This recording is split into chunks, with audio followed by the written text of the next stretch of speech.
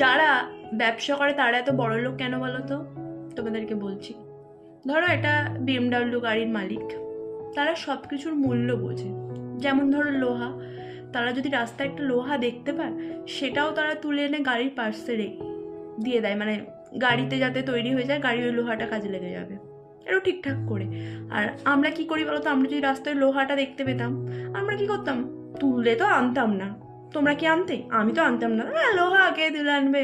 আর বাড়িতে যদিও তুলে আনতাম, তাহলে কি করতাম? টিন ভাঙা লোহা ভাঙাকে বিক্রি করে দিতাম। এটাই করতাম। সাপোজ ক টাকা পেতাম? 20 টাকা, 30 টাকা।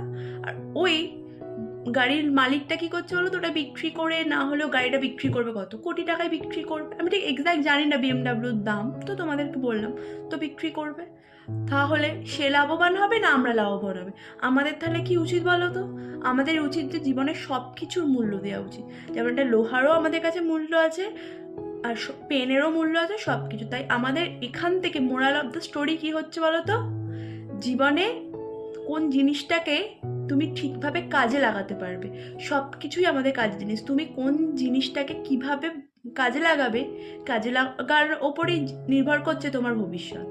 তুমি যদি তোমার ঠিকভাবে কোনো জিনিসকে কাজে লাগাতে পারো, ছোট হোক বড় হোক, অল্প হোক কম হোক, সেটা তোমার জীবনে একদিন হয়তো অনেক কিছু করে উঠবে। টাটা।